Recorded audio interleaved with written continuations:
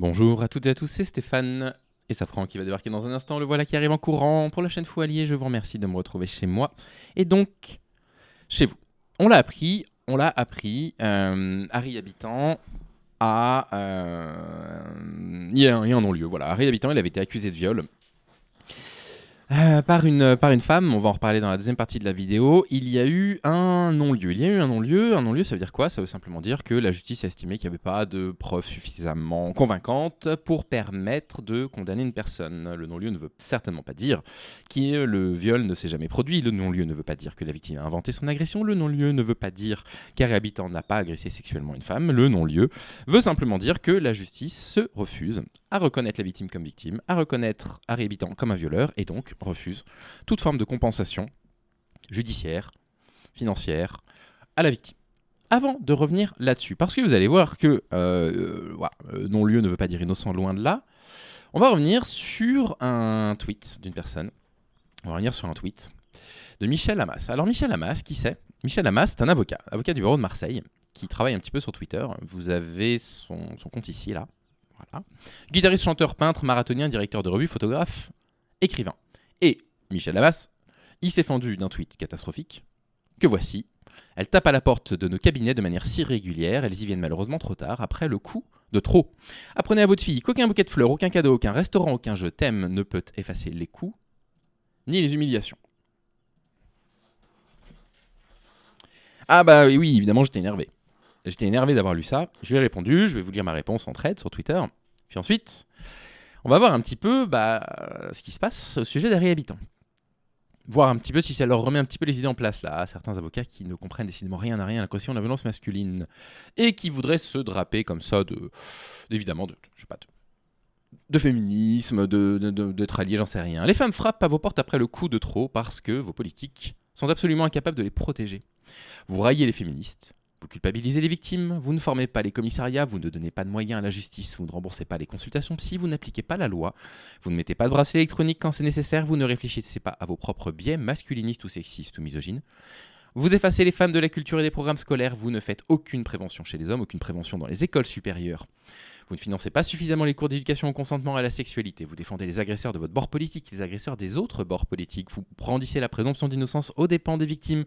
Vous ne votez aucune loi pour protéger les femmes. Vous maintenez les inégalités salariales. Vous ne sanctionnez pas les entreprises qui discriminent les femmes à l'embauche.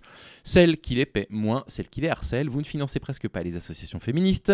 Vous menacez de sanctionner financièrement celles qui ne sont pas de votre bord. Vous n'ouvrez pas de places d'hébergement d'urgence. Vous ne financez pas de stages de rééducation pour les hommes violents. Vous appliquez une politique pénale totalement dépassée. Vous faites subir des examens inhumains dans certaines UMJ. Vous ne sanctionnez pas les flics qui ne prennent pas les plaintes, vous enchaînez les décisions symboliques inutiles, vous ne proposez aucun accompagnement spécialement prévu pour les VSS, vous ne dénoncez pas le sexisme autour de vous, vous ne votez pas les lois égalitaristes. Alors oui, effectivement, pardonnez aux femmes de ne pas vous faire confiance, de ne pas faire confiance aux politiques, de ne pas faire confiance au système judiciaire, de ne pas faire confiance aux avocats, de ne pas faire confiance à la police, de ne faire confiance à absolument personne. Ce que tweet cet avocat, pour moi, c'est un peu indécent. On sent la bonne intention, mais bon, l'enfer n'est pas fait de bonnes intentions. Et quand bien même une femme vienne frapper au cabinet d'un avocat au premier coup, supposons, qu'est-ce qu'elles entendent quand elles vont en parler au premier coup? Qu'est-ce qu'elles entendent quand après le premier coup, elles en parlent à un proche, à un collègue, à un policier, à un gendarme, à un avocat parfois? C'est qu'une dispute. Comme si dispute et violence c'était la même chose, hein. C'est pas si grave. Vous l'avez peut-être cherché, c'est de votre faute. Évidemment, on va la questionner. Pourquoi vous étiez dehors à cette heure-ci? Pourquoi vous étiez habillé de telle façon? Les policiers vont dire, bon, bah, il n'y a pas de menace de mort, on va pas intervenir. Ou alors, on va pas prendre la plainte parce qu'on va dire une plainte, ça sert à rien, il va rien se passer. Ou alors, il faudrait poser une main courante à la place qui n'aura absolument aucun effet. Ou bien, vous exagérez. Ou alors, vous vous êtes défendu, lui aussi a été blessé. Ou alors, vous auriez dû vous défendre. Vous vous rappelez l'histoire de cette judocate dont on avait vu qu'elle avait eu une fracture du maxillaire, une fracture de la branche supérieure de la mandibule, une fracture du plancher orbital, une fracture du frontal. Et son compagnon avait eu des ecchymoses parce qu'elle s'était défendue. Et on lui avait dit, madame, vous êtes défendue. Vous êtes défendue, on estime qu'il y a eu le même degré de violence de chaque côté. Donc son entraîneur n'avait pas été condamné, quoi. Ou alors on va lui dire, vous faites ça pour vous venger, ou alors vous n'êtes pas si blessé, ou alors revenez plus tard pour poser plainte, ou alors on va pas la prendre la plainte, ou sinon on va lui dire bah il y a qu'à déménager, ou il faut prendre sur soi, ou il suffirait de démissionner, ou encore c'est pas facile pour lui, ou sinon il suffirait d'apaiser la situation, etc. Au premier coup, hein, c'est ça qu'elles entendent, les femmes. Hein. Donc en fait, ces discours-là, moi je les supporte plus. C'est des gens qui arrivent, ils veulent se draper de progressisme ou de féminisme. En fait, ça n'a pas la moindre idée de la réalité des VSS, de la réalité des femmes qui subissent des VSS en France. Et vous allez voir qu'avec l'affaire d'Harry Habitant, ça va prendre tout son sens, ce que je suis en train de dire là. Et donc, en fait, tout le monde se déresponsabilise toujours. En fait, c'est la faute des femmes. Hein. Elles avaient qu'à venir dès le premier coup. C'est la faute des femmes. C'est culpabilisant. Pourquoi elles passent la porte pas après le premier coup? En fait, il va falloir arrêter définitivement de chercher des bonnes victimes et de vouloir et d'estimer que les femmes devraient réagir de telle ou de telle façon face à l'agression. Personne n'est tenu de réagir de la façon idéale ou comme il faudrait à de la violence. La violence, c'est une expérience qui est traumatisante. C'est un truc qu'il va falloir qu'on s'ancre dans le crâne définitivement. Il peut y avoir de la sidération, il peut y avoir de la panique. Personne ne réagit de la même façon face à une situation de violence. Il n'y a pas de réaction adéquate. Ça n'existe pas. On réagit à la violence pour survivre, exclusivement. Et donc, ça peut donner des réactions qui peuvent paraître étonnantes aux yeux de certaines personnes qui ne connaissent pas ces questions-là. Et donc, si vous voulez dire il faut éduquer les filles à aller porter plainte dès qu'il y a le premier coup, non mais ça va pas à la tête de dire ça, ça va pas à la tête de remettre la cause du coup de la situation de la violence masculine qui existe dans cette société sur les épaules des femmes qui auraient dû porter plainte ou qui auraient dû aller parler à un avocat au premier coup. Parce qu'en revanche, éduquer les hommes à la non-violence, ça c'est plus compliqué. Parce que ça commence par soi, l'éducation à la non-violence. On l'a vu avec l'affaire Bégodeau il y a 4 jours.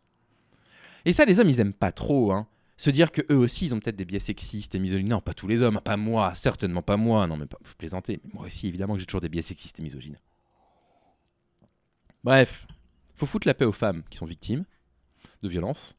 Faites juste votre travail d'avocat comme il le faut. Soyez empathiques avec les victimes. Sortez de ce truc-là, parce que ce poste, il est juste nauséabond. Ça transpire juste la récupération féministe de tous les ports, la récupération progressive de tous les postes.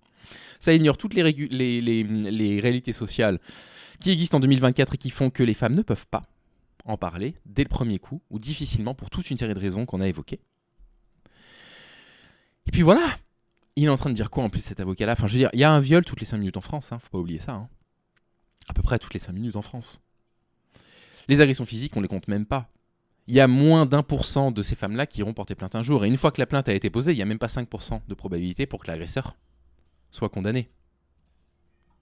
Et justement, Harry Habitant alors, il a été mis en examen pour viol en novembre 2021, puis placé sous le statut de témoin assisté. Donc il y avait quand même suffisamment de faisceaux de culpabilité pour qu'il y ait un procureur qui ouvre le dossier là-dessus, hein, qui enquête. Hein. Et bien, écoutez, on pourrait dire, bon bah voilà, comme d'habitude, la charge de la preuve, elle est trop forte sur le dos des femmes. Les femmes doivent apporter trop de preuves qu'elles ont subi un viol pour qu'on considère qu'il y ait suffisamment de preuves du viol pour que l'auteur du viol soit condamné. C'est dramatique. Et on pourrait dire, bon bah là, voilà, il y avait pas, la charge de la preuve était peut-être, je sais pas, trop lourde, trop importante. La victime n'avait peut-être pas assez de preuves à apporter.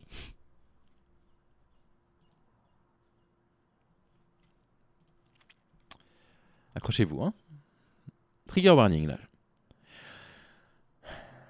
Poussée par des amis, choquée par son récit, la jeune femme a décidé de porter plainte, examinée par un médecin.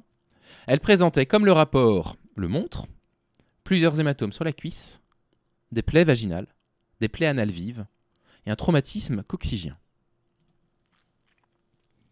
Voilà. Et ça là, il n'y a pas assez de preuves. Il n'y a pas assez de preuves. Mais vous savez, ce qui a joué contre elle, c'est dingue, hein. Des éléments étaient de nature à affaiblir la valeur probatoire des indices initialement retenus. D'anciennes petites amies ont décrit un partenaire respectueux. Voilà. Moi, il ne m'a pas violé, donc ça peut pas être un violeur. Mais sortez-vous ce truc de la tête, bon sang. Sortez-vous ce truc de la tête. Les agresseurs ne sont pas des agresseurs H24. Ils sont agresseurs dans des circonstances. Ils sont agresseurs quand ils ont l'impression d'être en pleine domination dans leur relation sociale. Oh, moi, il m'a pas agressé sexuellement. Oh, bah, si il a pas agressé les précédentes, il a sûrement pas agressé la suivante. Les experts psychiatriques et psychologiques n'ont pas relevé d'éléments de personnalité en faveur d'une sexualité déviante ou de pulsions sexuelles agressives. Ah, voilà. Donc là, on va chercher l'avis des psychanalystes qui vont vous dire que les agresseurs, c'est parce qu'ils ont des pulsions sexuelles agressives. C'est un truc de dingue, parce qu'on avait déjà étudié ce que la littérature disait à ce sujet-là. Non. Une majorité des viols n'est pas consécutive à une pulsion sexuelle. Ça n'est pas vrai. C'est faux de dire une chose pareille. Il y a une volonté de nuire, mais ça n'est pas une pulsion sexuelle. C'est faux. C'est faux de dire ça. Les magistrats ont aussi expliqué remettre en question le crédit qui peut être porté aux déclarations de la plaignante qui ont évolué au cours des investigations. Mais ma parole, mais évidemment que les plaintes, elles évoluent, que les témoignages évoluent au fil de l'investigation, au fil du temps. Parce qu'il y a des éléments qui sont flous lors d'un traumatisme, et c'est quand même incroyable. On va quand même pas les reprocher aux personnes qui étaient face contre terre au Bataclan d'avoir changé leur version de ce qui s'est produit quand ils ont raconté ensuite à la presse qu'ils ont vécu. C'est traumatisant de subir une agression, c'est traumatisant de subir une prise d'otage, c'est traumatisant de voir quelqu'un se faire battre, c'est traumatisant de subir un coup, c'est traumatisant d'être violé. Évidemment qu'on s'en rappelle pas de la même façon, que ce soit 1 heure après, 1 semaine après, 1 mois après, 1 an après. Évidemment que c'est pas les mêmes mots qu'on va sortir de façon mécanique comme des robots. Voilà ce qui s'est passé. Exactement, d'abord ça, ensuite ça, ensuite ça, ensuite ça. C'est incroyable. Et donc ces éléments-là ont suffi à faire dire, ok, il y a des ecchymoses et des hématomes sur tous les membres inférieurs, il y a des plaies vaginales, anales, il y a une lésion coccygienne, ça n'est pas du sexe, et donc non-lieu. Et vous avez des avocats qui viennent chialer sur Twitter en mode si elle passait notre porte dès le premier coup, hein, incroyable, hein. Incroyable. Et bien tout ça, c'est constitutif aussi de ce qu'on appelle la culture du viol. Voilà, on va toujours trouver une raison pour pas condamner les violeurs. On va toujours trouver un moyen, comme l'avocat qui est plein de bonnes intentions, de faire comprendre que c'est un petit peu la faute des femmes. Elles pourraient quand même aller porter plainte dès le premier coup. Il faut les éduquer, les femmes, hein. Il faut protéger les filles. Il faut pas éduquer les fils. Il faut protéger les filles. C'est désespérant. Je suis absolument désolé pour la victime d'Harry Habitant. Très sincèrement, je suis ravagé de chagrin pour elle. Soutenez-la sur les réseaux sociaux. Et puis, prenez soin de vous, passez une bonne journée, semaine. Je ne sais pas du tout quand est-ce que je vais sortir cette vidéo et je vous dis à très vite. Salut.